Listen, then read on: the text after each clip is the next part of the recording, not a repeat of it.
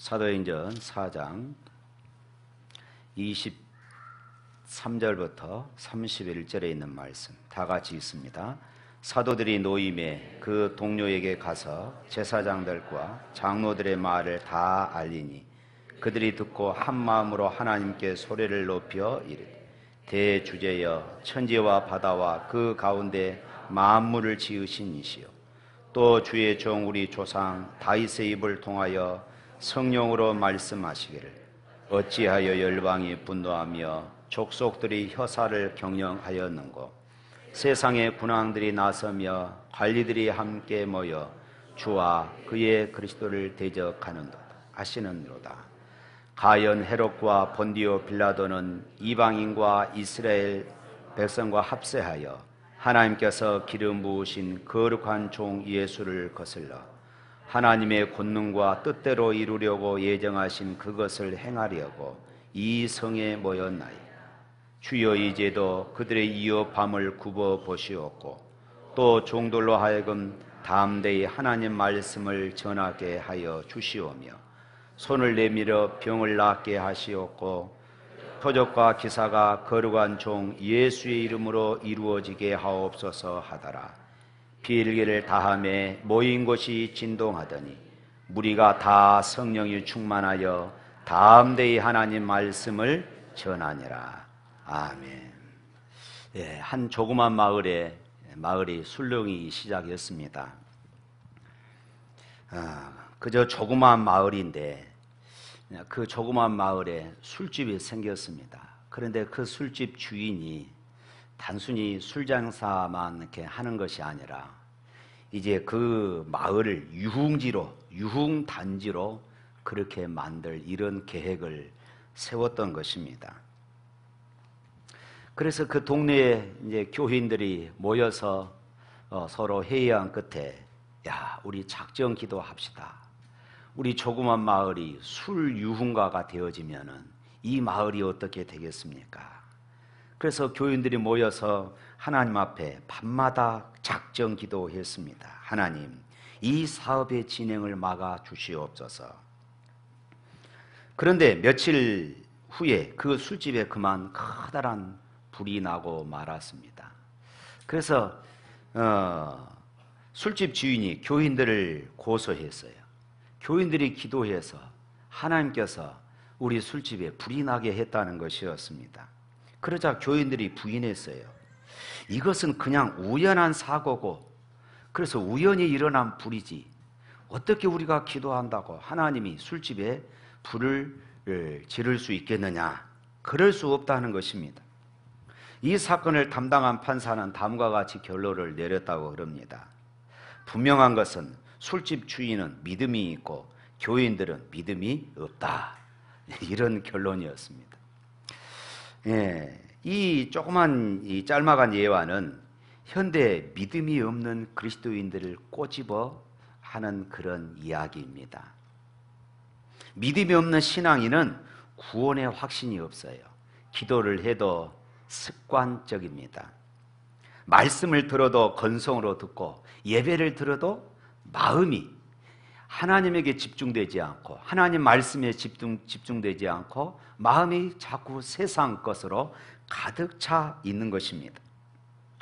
오늘 본문 말씀은 사도행전 3장에서 나면서부터 안진병이 된 구걸하던 그런 사람이 있었지요. 베드로와 요한이 성전에 들어가다가 이 사람을 발견하고 예수의 이름으로 그를 고쳐 주셨습니다. 은과 금은 내게 없거니와 내게 있는 것으로 내게 주노니 곧 나사렛 예수의 이름으로 일어나 걸으라 했을 때 그 안진병이가 그 자리에서 일어서서 걷기도 하고 뛰기도 하며 이런 좋은 일들이 일어났습니다. 그리고 하나님을 찬양했어요. 성전에 모인 백성들이 이 광경을 목격하고 깜짝 놀란 것입니다. 그래서 모두가 다 하나님께 영광을 돌리며 베드로와 요한을 아주 능력 있는 종으로 바라보았습니다. 바로 이때에 사내들은 공회, 이 사내들은 공회는 당시에 이스라엘의 입법, 사법, 행정, 종교 그 모든 것들을 통괄하는 강력한 이스라엘의 최고의 권력기관이었습니다. 이 산헤드린 공회가 사도들을 잡아서 신문을 합니다. 너희가 무슨 권세와 누구의 이름으로 이 일을 행하였느냐? 이때 베드로가 담대하게 이렇게 말합니다. 너희가 십자가에 못 박고 하나님이 죽은 자 가운데서 살리신 나사렛 예수의 이름으로 이 사람이 건강하게 되었노라. 이 예수는 너희 건축자들이 버린 돌로서 짐 모퉁이 돌이 되었느니라. 다른 이로서는 구원을 얻을 수 없나니 천하 인간의 구원을 얻을 만한 다른 이름을 우리에게 주신 일이 없음이니라. 이렇게 베드로가 기탄 없이 이야기한 것을 듣고 또 병 나은 사람이 함께 서 있는 것을 보고 더 이상 산헤드린 공회가 할 말이 없었던 것입니다. 그래서 그들은 이렇게 말합니다. 다시는 예수에 대해서 이야기하지 말고 다시는 예수의 이름으로 말하지도 말고 가르치도 말라. 그렇지 않으면 너희들을 죽일 거야. 이렇게 위협을 가했습니다. 이때 사도들의 마음이 어떠했겠습니까? 다시는 예수의 이름으로 무엇을 한다든지, 다시는 예수 이름으로 설교를 한다든지 가르치는 이런 일이 있다면 용서치 않고 그들을 잡아 죽인다는 것입니다. 그런데 오늘 본문에 보면은 이런 위협을 당함에도 불구하고 이들은 담대한 것을 보게 되어집니다. 24절 말씀 한번 읽어볼까요? 24절 말씀 시작. 그들이 듣고 한 마음으로 하나님께 소리를 높여 이르되 대주제여 천지와 바다와 그 가운데의 만물을 지으신 이시여. 애절하고 그리고 조급한 마음으로 드리는 이런 기도가 아니었습니다. 그들은 지금 하루 동안 감옥에 갇히면서 매도 맞고 많은 고문도 당했습니다. 그리고 공회로부터 예수의 이름을 말하면은 죽는다 하는 이런 엄한 경고도 그들은 들었습니다. 그러나 그들은 하나님 앞에 기도하면서 하나님, 우리를 살려주십시오. 우리를 도와주십시오. 이 어려움이 사라지게 해주십시오. 이렇게 기도하지 않았다는 것입니다. 그들은 당당하게 하나님이 천지의 주제이심을 고백하고 하나님을 찬양하고 있습니다. 그들의 믿음은 진정한 믿음이었고 그들은 정말로 성령 충만한 그런 사람들이었던 것입니다. 사랑하는 성도 여러분, 어떤 사람이 진짜 그리스도인일까요? 여러분 한번 생각해 보십시오. 어떤 사람이 진정한 그리스도인일까? 교회를 다니면서 주일을 어기지 않고 주일마다 교회에 나와 하나님 앞에 예배 드리는 것일까요? 흔히 그리스도인들은 이러한 것들은 하지 않는다 말하는데 술 먹지 않고 간음하지 않고 도박하지 않고 담배 피우지 않으면서 세상에서 어떤 도덕적인 가치를 지키며 선한 삶을 사는 그런 사람일까요? 아니면 특별한 종교 체험, 다시 말해서 성령 체험을 하며 살아가는 사람이 진정 그리스도인일까요? 물론 이런 것들도 포함될 수 있을 것입니다. 그러나 어떤 사람이 진짜 그리스도인인지 아닌지 검증할 수 있는 방법은 정말로 힘들고 어려운 일이 생겼을 때 그가 그 일을 어떻게 반응하는가, 이것을 보면은 알 수 있을 것입니다.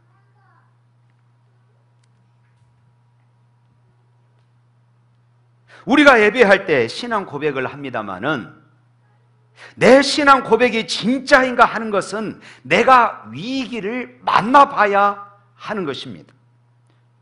죽을 수도 있을 것 같은 두려운 일을 겪어보아야 비로소 내가 고백했던 그 신앙이 진짜 고백인가, 하나님을 정말 믿는다는 것은 어떤 일도 더 이상 나를 두렵게 할 수 없다 하는 이런 당당한 믿음, 이 믿음을 가진 사람이 진정한 그리스도인이다라고 말할 수 있을 것입니다. 나는 신앙생활을 잘해왔다고 자부하던 많은 그리스도인들이 인생의 위기 앞에 속절없이 그렇게 넘어지는 것을 많이 보아옵니다.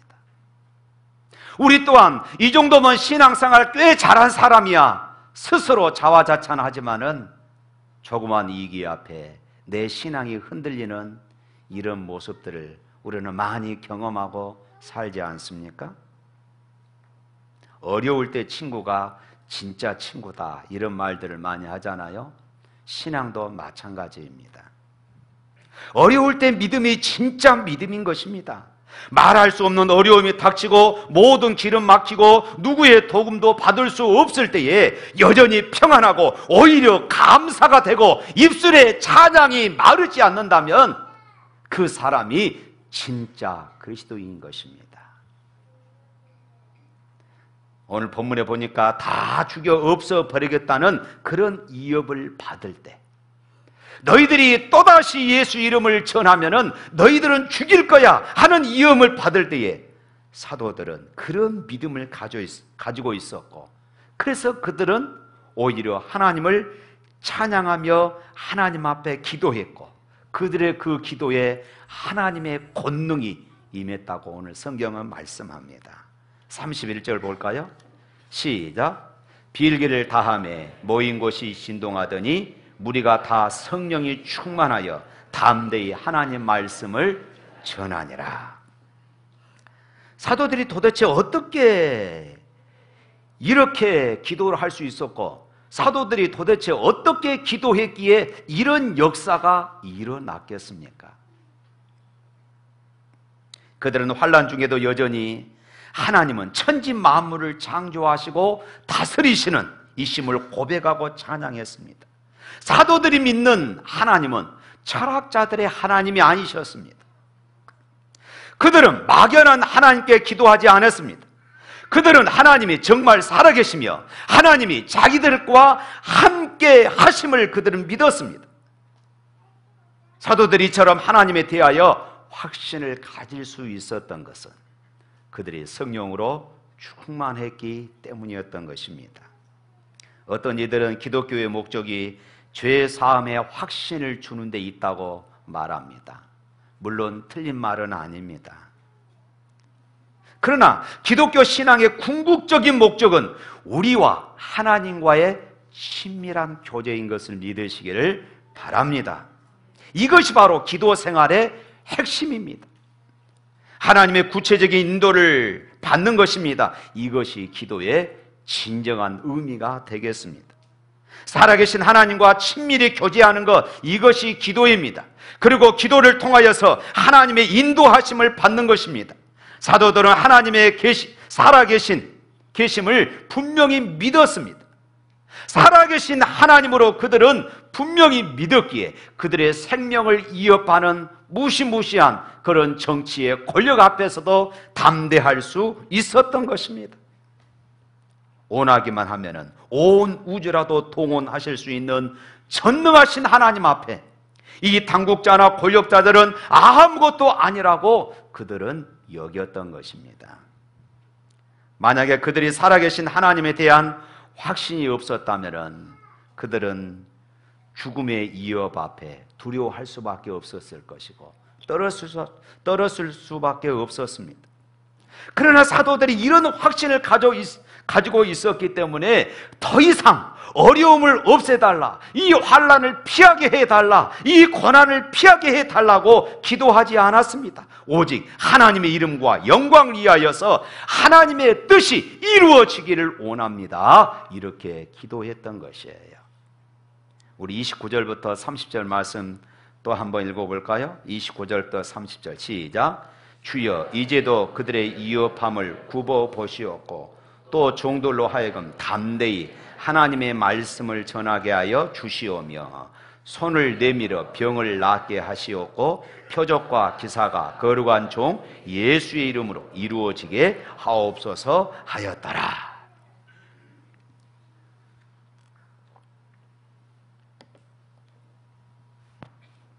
한마디로 말하면은 지금 이들의 기도는 이렇습니다. 우리가 감옥에 들어가도 좋습니다. 매를 맞아도 좋습니다. 죽임을 당해도 좋습니다. 그러나 오직 담대히 예수의 복음이 전해지기를 원합니다. 예수의 이름으로 표적이 나타나게 하여 주옵소서. 이렇게 기도했어요. 어떻게 이런 기도를 들을 수 있겠습니까? 이런 사도들 여러분 이해가 되십니까? 우리는 이런 삶을 살아갈 수 없을까요? 사랑하는 성도 여러분, 여러분들은 이런 기도 해 보신 적 있으십니까? 어려움이 닥칠 때, 환난이 다가올 때, 하나님, 내가 어려움을 만나도 좋습니다. 내가 감옥에 들어가도 좋습니다. 내가 매를 맞아도 좋습니다. 중년이 있다 하더라도 좋습니다. 내 사업이 어려워도 좋습니다. 오직 이런 일을 통하여서 하나님 말씀이 더 전해지고 예수 이름으로 표적과 기사가 더 나타나게 하여 주옵소서. 사랑하는 성도 여러분, 아무나 이런 기도를 드릴 수가 없어요. 아무나 이런 기도를 드릴 수 없지 않습니까? 예수님의 십자가 고난을 가슴속 깊이 느껴본 사람만이 바로 이런 기도를 드릴 수 있습니다. 나는 이미 예수님과 함께 죽고 이제는 내 안에 예수님이 산다는 이런 분명한 신앙 고백이 있는 사람만이 이런 기도를 드릴 수 있습니다. 사도들이 이렇게 기도할 때 어떤 역사가 일어났습니까? 땅이 진동하는 이런 역사가 일어났어요. 저는 설교를 준비하면서 이런 것을 깨달았습니다. 하나님, 악한 자들이 이 세상에서 사라지게 하여 주옵소서. 하나님, 우리 인생에 환난이 없어지게 하여 주옵소서. 사실 이런 기도가 하나마나한 기도다 하는 이런 생각을 해봅니다. 왜냐하면 마지막 심판날까지 이런 일들은 절대로 일어날 수가 없기 때문입니다. 마지막 심판까지 이 세상은 악이 득세할 것이고 이 세상은 환난이 끊이지 않을 것이기 때문입니다. 물론 마지막 심판 때는 그 모든 것들이 다 끝나버립니다. 그러나 지금은 성도들에게도 여전히 환난이 오고 악한 자들은 여전히 있습니다. 왜 그럴까요? 아직은 구원받아야 될 그런 사람들이 많기 때문에 그렇습니다. 그들에게 아직은 복음이 전해져야 하기 때문에 그렇습니다. 아직은 구원받을 자와 구원받지 못한 자가 완전히 구분되는 날이 오지 않았기 때문에 그렇습니다. 그때까지 전도해야 하고 그때까지는 악한 세력은 여전히 득세하기 마련입니다. 사랑하는 성도 여러분, 그러므로 악한 자를 만나고 환난을 만났다고 하나님, 이런 악한 자들이 사라지게 하여 주옵소서. 환난이 사라지게 하여 주옵소서. 하나님, 이런 환경에서 나를 구원해 주옵소서. 이것은 어린아이, 단순히 어린아이의 신앙에 불과하다는 것입니다. 그러면 성숙한 그리스도인은 어떻게 기도해야 됩니까? 어떤 어려움이 닥쳐도 우리는 오직 사도들처럼 기도해야 합니다. 하나님, 이런 일들이 있으리라고 주님이 말씀하셨습니다. 주여, 이런 일이 있다 하더라도 하나님이 맡겨주신 이런 사명을 내가 잘 감당하게 하여 주옵소서. 박해가 있든지 환난이 오든지 오직 주의 복음을 증거하는 이 일은 계속 일어나게 하여 주옵소서. 주 예수의 이름으로 기사와 이적과 표적이 계속 일어나게 하여 주옵소서. 이것이 우리의 기도가 되어야 한다는 말씀입니다. 여러분이 담대하게 이렇게 기도하면 반드시 하나님의 놀라운 역사가 여러분의 삶 가운데 일어나게 될 줄로 믿습니다. 사랑하는 성도 여러분, 기도는 우리의 소원을 하나님께 아뢰어 그것을 허락받는 방법이 아닙니다. 여러분 기억하십시오. 다시 한번 중요한 말씀이기 때문에 다시 말씀드립니다. 기도는 우리의 소원을 하나님께 아뢰어서 그것을 허락받는 것이 아니다, 이 말씀입니다. 우리가 처음에 십자가가 무엇인지, 복음이 무엇인지, 예수 안에서 죽고 예수로 사는 것이 무엇인지 모를 때는 우리는 기도가 그것인 줄 알았습니다. 그래서 어린아이가 엄마에게 무엇을 조르면 해주는 것처럼 우리 또한 그렇게 하나님 앞에 졸라댔습니다. 하나님은 때로는 그런 기도에 들으시고 응답해 주셔서 우리의 믿음이 차츰차츰 성숙해졌던 것이고 믿음의 확신 위에 살아왔던 것입니다. 그런데 이제 예수의 십자가의 비밀이 무엇인가 깨닫기 시작했습니다. 이제 하나님의 말씀이 내 가슴에서, 내 삶에서 살아 움직이기 시작했습니다. 이제 우리의 기도의 의미가 달라지기 시작한 것입니다. 기도는 성령께서 우리가 하나님의 역사에 참여할 수 있게 해 주시려고 하나님의 뜻을 구하도록 우리를 초청하는 것입니다. 따라서 합시다. 기도는 성령께서 하나님의 역사를 준비하시고 그 역사에 동참하시려고 나를 초청하는 사건이다. 그렇습니다. 기도는 성령께서 이미 하나님의 역사를 준비해 놓으시고 나를 기도의 자리로 초청해서 그 역사의 동역자로 나를 부르신 사건입니다. 할렐루야. 그러므로 이번 한 주간 동안 우리가 밤기도하면서 한 주간 동안 밤기도를 작정했습니다. 이것은 사실은 김 목사가 작정한 것이 아니라 하나님께서 놀라운 역사를 작정해 놓으시고 우리를 그 기도의 자리로 초청하셔서 하나님의 역사를 함께 이루자고 말씀하고 계신 줄로 믿으시기를 바랍니다. 바로 이것이 프랑크대에 뭐라고 써졌습니까? 내 인생 최고의 기도. 바로 이런 기도가 내 인생의 최고의 기도가 아니겠습니까? 하나님의 역사에 동참하는 그 기도.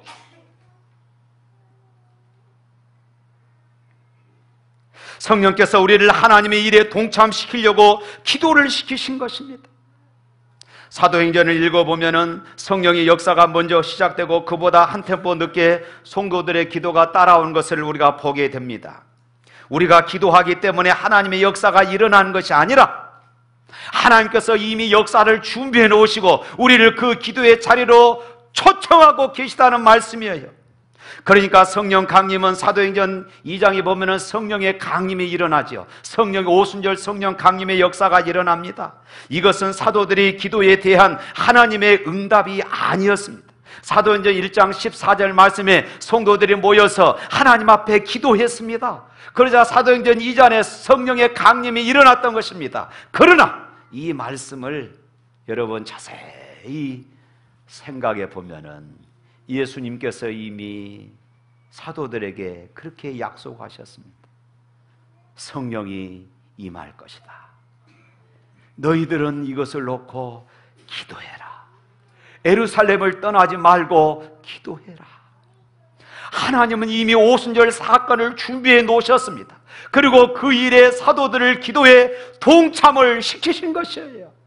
그리고 사도들의 기도를 통하여서 하나님의 역사가 일어나게 하셨던 것입니다.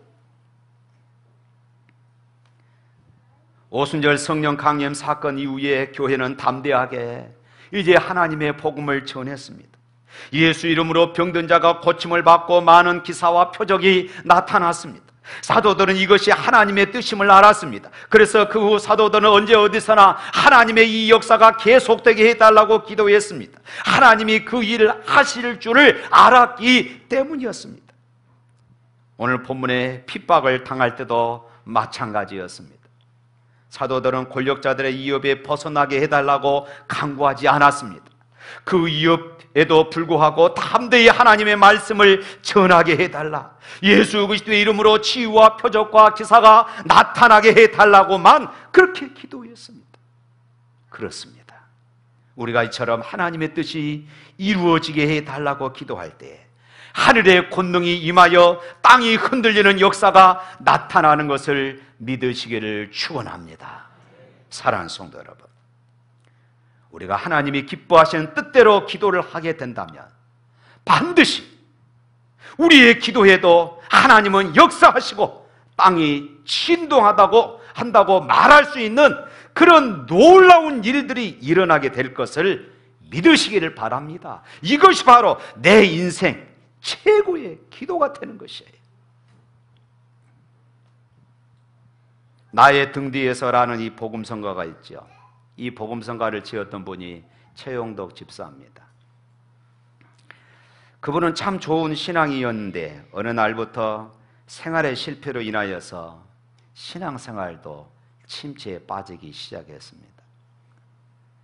영적인 침체가 점점 깊어지더니 좌절감이 몰려왔습니다. 하나님, 나를 버리신 것입니까? 하나님은 나를 떠나신 것이 아닙니까? 이런 생각이, 신앙에 대한 회의감이 들기 시작했어요. 1984년 9월 어느 날 새벽이었습니다.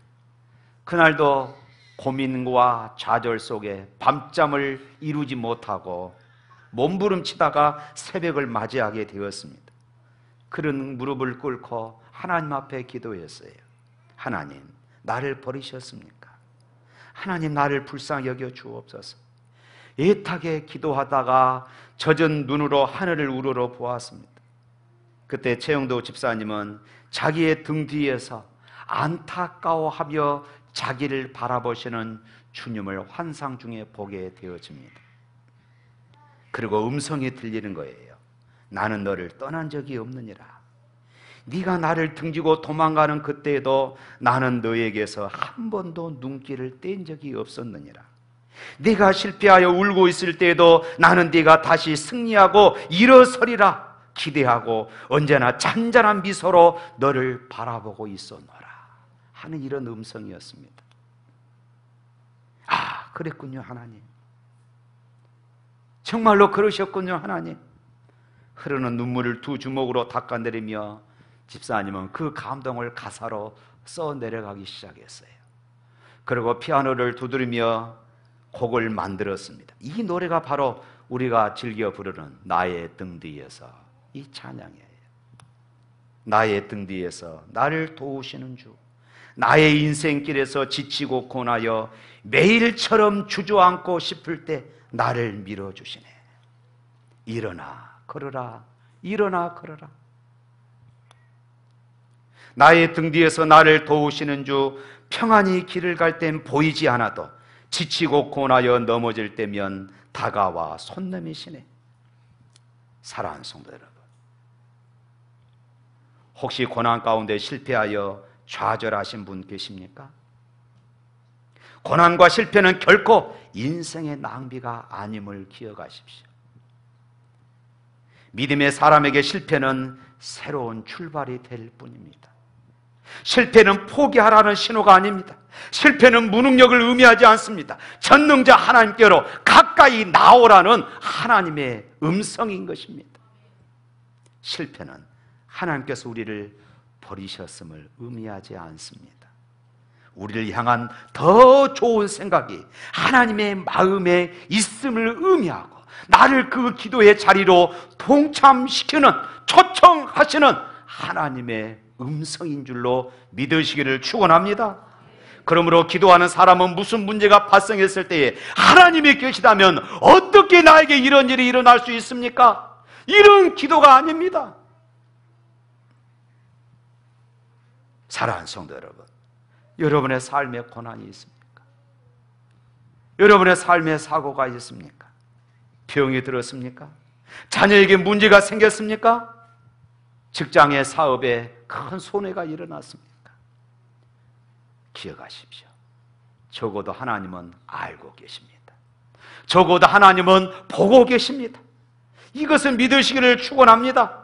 하나님이 아시고 하나님이 보고 계신 것을 믿는다면 우리의 기도는 달라질 수밖에 없어요. 하나님, 제가 어떻게 하기를 원하십니까? 제게 하시려는 일이 무엇입니까? 이것밖에 없어요. 그 속에 놀라운 역사가 담겨져 있습니다. 놀라운 기적이 있습니다. 환난과 어려움이 우리 눈앞에 와도 우리의 기도는 오직 하나입니다. 하나님, 이 일을 통하여 주님의 뜻이 이루어지기를 원합니다. 이 일에 주님의 뜻이 무엇입니까? 주의 복음이 증거되고 예수 이름으로 기사와 표적이 나타나기를 원합니다. 할렐루야.